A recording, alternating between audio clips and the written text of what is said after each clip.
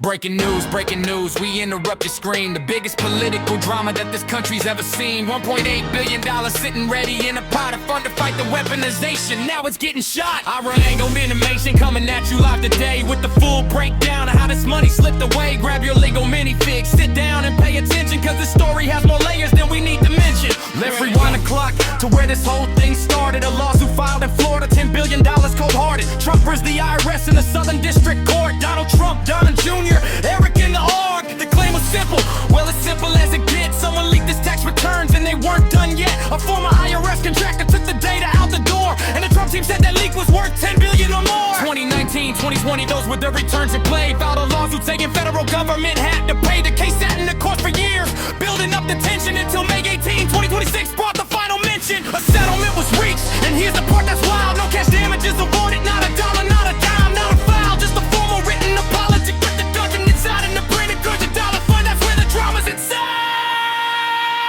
The slush fund is dead, at least for right now. $1.8 billion and they're taking the bow. The court said hold on, the Senate said wait. The West Wing got blindsided, a little too late. The slush fund is dead, Axios broke the news. Senior official told them that for now we're the views. But for now means maybe, so don't close the door. The drama's not over, there can still be more.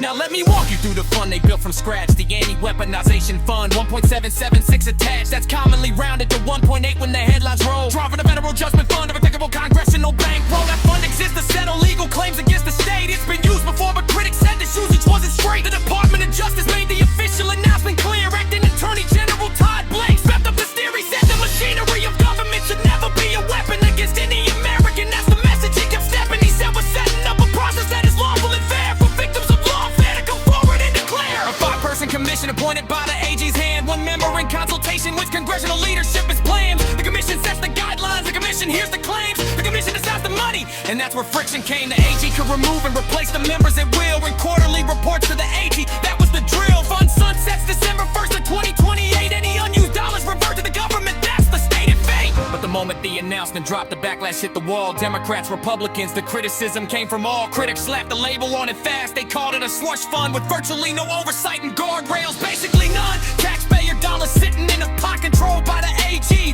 flowing out to whoever the commission agreed to see. The question everybody asked was, well, who gets to apply? Acting AG Blanche went to Capitol Hill to testify. Senators asked him point blank in January 6th, defendants claimed. He said anyone who believes they're a victim of weaponization can explain. The commission would decide.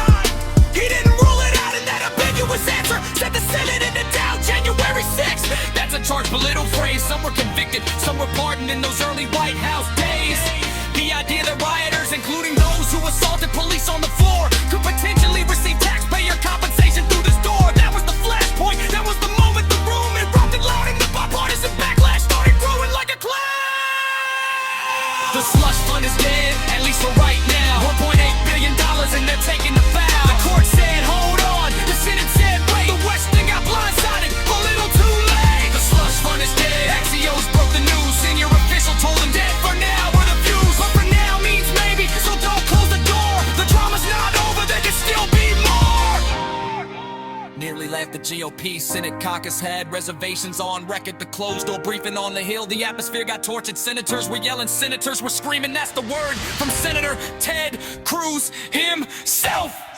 $1.8 billion fund just faded away. The Anti-Weaponization Fund, that was the name. Built from a lawsuit settlement, now it's going up in flames. Let's rewind to the beginning, let me break it down clear. A lawsuit hit the Southern District earlier this year. Trump versus the IRS, $10 billion was the claim. Said his tax return got leaked and someone else is to blame. Donald Trump, Don Jr., Eric in the AG took the federal government straight to court. The settlement came through around May 18. And what they cooked up next, well, you had to have seen. No cash damages paid, just a formal apology letter. Plus the DOJ said we can do you one better. We'll create a fund, 1.776 for Americans who say the government play dirty tricks. The slush fund is dead, at least for right now. $1.8 billion and they're taking the bow. The court said hold on, the Senate said wait. The West Wing got blindsided, a little too late. The slush fund is dead, Axios broke the news. Senior official said it, dead for now, we're the views. But for now means maybe, so don't close the door. The drama's not over, there can still be more.